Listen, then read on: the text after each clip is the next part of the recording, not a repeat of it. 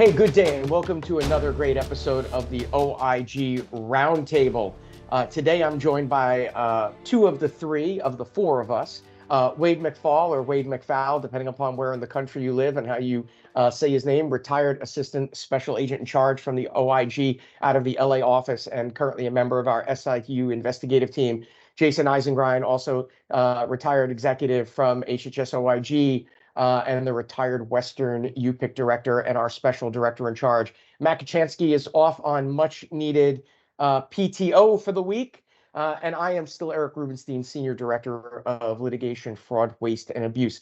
For today's episode, we really want to talk about a couple of interesting things that all focus around something called TPE, Targeted Probe and Education, which is a CMS-directed project that starts with the MAX. Now, for those of you that don't know what that is, I want to share my screen for a minute and give people an opportunity to understand what TPE is. Targeted Probe and Education is a MAC-directed project where providers are chosen.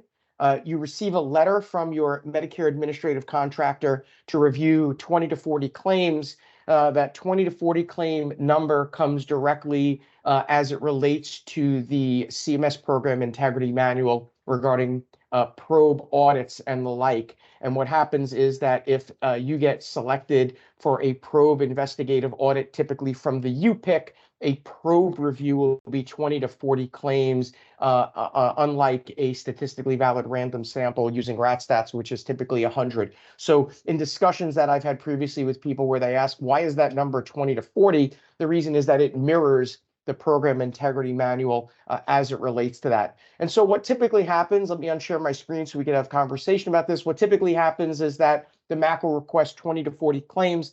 They conduct what's known as the targeted provider education. They review those claims, and if there are denials for those services, the provider is then given an opportunity to have one-on-one education. One of the things that interests me in looking at this, and I'll reshare my screen, is that you see here in the bottom right-hand corner, it says if some claims are denied, you'll be invited to a one-on-one education session. To me, I find that a little perplexing because CMS is typically pretty specific about things. And when they talk about some claims, now some could mean one, some could mean all, and it's not really well defined. But the point being is that if a provider has an error rate on a claim, they're able to get a one-on-one session with a billing and coding educator to learn what the issue was and correct that issue. The way that the TPE process normally works is that providers are given 3 rounds of this targeted provider education. And what winds up happening is that after 3 rounds of TPE, if the provider still has a high failure rate or high error rate, and that also isn't really defined, but I think generally speaking in the CMS guidance, it's generally defined as something greater than 50% on that error rate, that a provider can then be referred to the UPIC for action by the UPIC. And that action could mean anything from being put on a prepay for a particular code, a prepay for 100% of their codes, and also for additional investigative action leading to potentially to a referral to the OIG. So Wade, I want to start with you because obviously the issue here is intent. When we're talking about a criminal investigation, one of the biggest stumbles and most difficult things from a criminal investigative perspective is being able to show indicia of fraud, waste, and abuse, the intent piece. Now, as we all know, we don't make determinations like that. That's a prosecutorial decision, right? Because that's a proof. But obviously, from an investigator's perspective, we're bringing cases to the U.S. Attorney's Office. And even now in your role as part of our SIU team on one of our Medicaid contracts, you're looking for things that are indicative of the intent, right? When you're going to the Mafuku, because you're working on a contract, on a Medicaid contract, you're having to make your pitch to the Mafuku to show intent. And I'm thinking, TPE failure, which leads to a referral, could possibly be one of those pieces. But so 2 things that I want to turn over to you is, one is from the ASAC perspective, right? You have to vet all of these to identify whether or not you're going to look to return these back to the UPIC or the MAC, close the case, if you're going to assign it to an agent. So the first thing is like the vetting of that failure, things like prior history with the provider. And then even now in your current position, like some of those pieces of the puzzle. So talk a little bit about like, how these things, the interplay of things like a TPE, prior education, prior overpayments, and the like all factor into those investigative considerations. Okay, so I think I would start by just backing up a little bit and talking about some of the things that I'm looking for when I'm vetting leads or potential referrals. And we've talked about this on other podcasts, but one of the first things is if there's beneficiary or member harm, if the patient is being harmed in some way, that puts it kind of at the top of the list of something that we have to look at, and we have to look at it, expeditiously. The other thing we look at is the potential overpayment or like the case value. Each different region, or more specifically, each different judicial district has thresholds, and oftentimes they're not written down, they're not delineated. They're not going to say it's got to be over $1 million or over $50,000, depending on the judicial district. But they're kind of known numbers. So that's something you look at. If it's it's a case that might get prosecuted in, I don't know, Kansas City, for a certain dollar amount, and the prosecutors in Los Angeles wouldn't even look at it unless it's, generally over $1 million. So that's another thing to look at. But then we get into the egregiousness and you're looking at something versus like identity theft versus maybe just like overutilization. That's another factor. But then you really get into what we're talking about here, and that's intent. For a case to be worked, or more specifically prosecuted criminally, that's the main thing that we have to show, is that they intended to violate that statute. And a lot of times that can be the make or break of the case. If we can't prove intent, we can work the case civilly, which has a lower burden of proof. But going back to the intent, if we've had previous TPE and the provider has talked to a CPC, a coder, or somebody who really knows what they're talking about from the MAC, if they have that and they've had that 3 times, and then the MAC or the UPIC works it up, it goes along the road and it ends up on my desk, and I'm deciding whether or not to assign it. That's a huge plus, because they can't use, a lot of times they just say, oh, these Medicare regulations are so confusing. I didn't know what I was doing. I didn't understand that. If you've had 3 sessions of TPE, I think it's going to be pretty easy in most cases to prove that intent. Is that a part of your background? Right. I mean, from my perspective, the purpose of TPE is behavior modification, right? And I had a guy that trained me as an agent, who once said that our jobs are not to be special agents at the OIG. Our jobs are to be anti-social behavior modification specialists.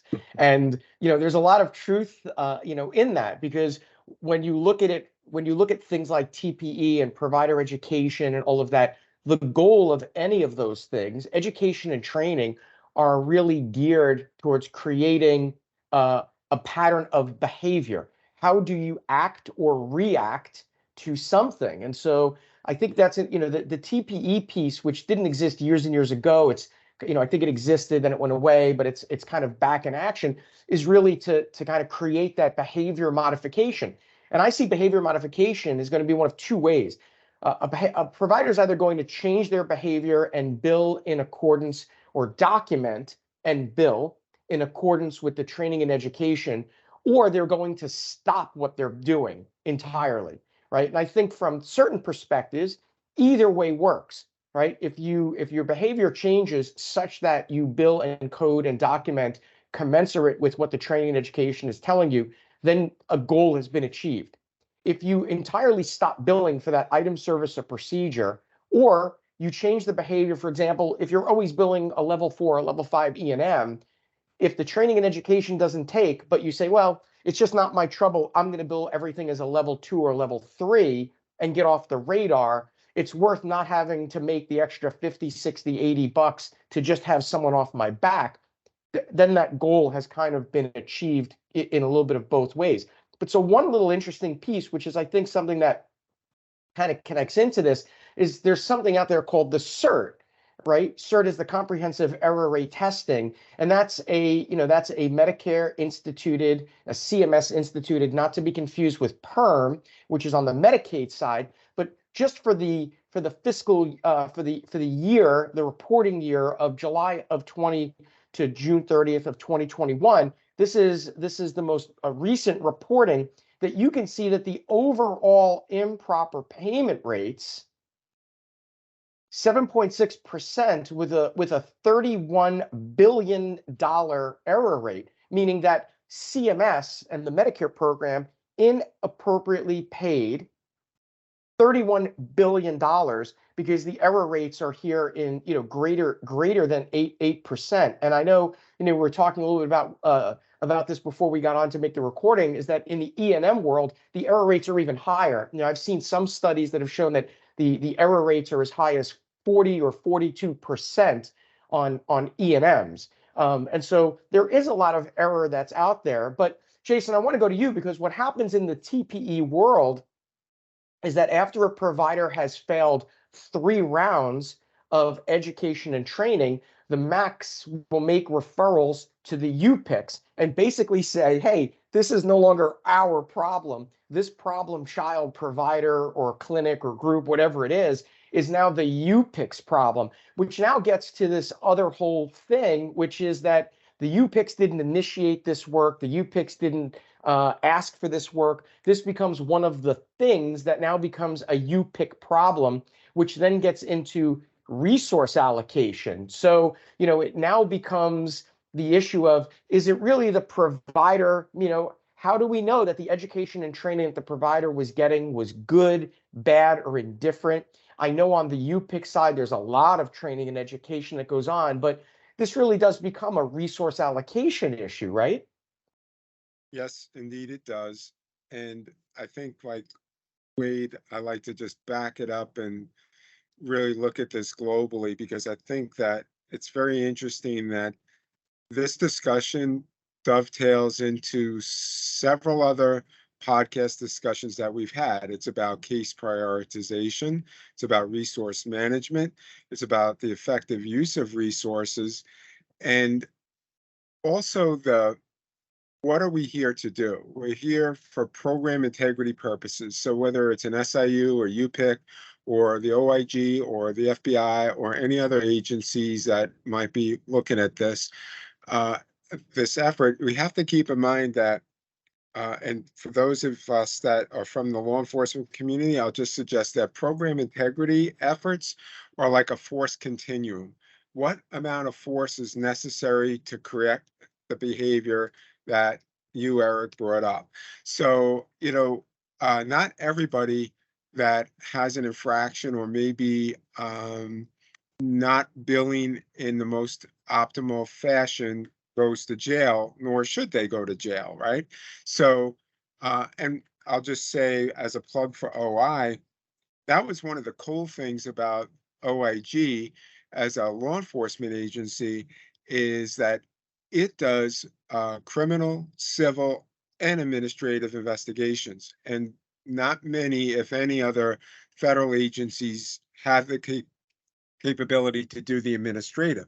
So in some circumstances, TPE is a way to gather good information. Uh, but we, as managers and leaders of SIUs, of OIGs, of advise efforts, we have to recognize that we have a limited amount of resources. What are we going to, though, get as a result of that effort? So in a probe, you're really only going to get, you can't extrapolate from a probe, or at least I don't think you should be able to extrapolate in a probe. Maybe in some dynamic that's happening. I wouldn't personally agree with that, because there isn't the surety of what that level of poor billing is doing across the board. But does it give good information to establish cause to apply other resources? Absolutely. Does it give some amount of overpayment? Yeah, absolutely. Does it also uh, set the stage, as you've already said, for information that shows intent? Absolutely. So are good reasons for it, but it's not the only reason, because the program integrity effort is a spectrum of things, and you got to go into the toolbox and draw out the thing that's going to be most applicable to the concern that's at hand. So certainly, if the concern at hand is that members are dying from some services that are being applied, I don't know that TPE is where I would go. I'm not saying I would never do it, but it's certainly, it's not going to be the level of force correction that's needed. So it's really about the whole project of program integrity, and TPE is one of those efforts. Right. And I don't think anybody is suggesting that if there's an allegation involving patient harm, that a provider should be in, like, that's a whole different ball of wax. We're talking about some issues involving, straight billing and coding related things. But, one of the points that you kind of alluded to was the fact that TPE shouldn't just be a government mandated or government instituted program, right? Commercial payers and SIUs as part of that continuum in program integrity. And we're seeing this with a lot of advisors clients, that a lot of our SIU work is really hitting this continuum of program integrity, that no longer is SIU over here and the payment integrity pieces are here. It's really program integrity. It's the full kind of breadth of that. And we've had some conversations with some of our clients about instituting a TPE type program, because oftentimes it's not necessarily about these broad strokes of overpayments, and it is sometimes about course correction and righting the ship, which kind of gets me to the last piece, which is that in some instances, provider groups have billers and coders in house doing the work, but they're not doing anything as a QA, a check and a balance on that, right? And so they're not bringing in a third party to say, hey, third party, I would like you to not only do an audit on our work, meaning meeting one of the key elements of the OIG's model compliance guidance, which is self-auditing. Self-auditing doesn't always mean just having a third party look at billing and coding for accuracy and working to course correct, but it could be, what are the underlying issues? If you have a person who's working as a biller slash coder auditor in-house and there's an error rate, is the error rate the result of the biller and coder not being trained properly themselves? So Jaysen, I want to give you the last word on this, because this is a piece of the puzzle that you've talked about a ton of times, which is interoperability reporting and the importance of having a check and balance in-house, not only on the coding and the billing itself as what goes out, but the quality of the people that are there doing the work, right? Yes. So something that we've talked about on previous podcasts has been iterative reliability. So in the area of medical coding, sure, it would be great to have extremely tight quality assurance mechanisms in place across the board. That's a very costly venture. So do you want to apply it across the board? And maybe so, there might be reason for it. It might be a startup organization. It might be any number of good reasons to do that. Or as an organization is up and running and going well, do you want to have quality measures assessed so that they're applied to those that need it most? And so that iterative reliability allows the organization to ramp up quality measures on certain particular individuals that obviously are showing that need of that intervention, and maybe slackening off a little bit on others that are really high performing and not popping up on the radar screen from integrated reliability assessments. Yeah, that's a great point, and it is important that this be understood as kind of this kind of continuum of services, that it's, it's on the provider side, but it's also on whoever it is that's doing this, targeted probe and education, or providing this education and training, that you are giving people the best information that's available at the time, and it's founded in something other than the ether, right? You can't just say, well, because of this, is there a policy? It's sort of like, on our end, when we're doing, and the UPICs and all the provider, and all the payment integrity side, when you're denying a claim or you're changing a code from one to another, that it's founded in a policy, an NCD, an LCD, and a payer policy, or something like that. So Wade, as we wrap up, I want to give you the last little bit of this, is that when, on your end now, as part of a member of our SIU team, you're pitching cases constantly to the Mafuku. You're pitching cases to the leadership of the contract that you're under. When you're making these pitches, if there's a prior history of overpayment or things like that, like, what are you highlighting when you're pitching a non-patient harm case?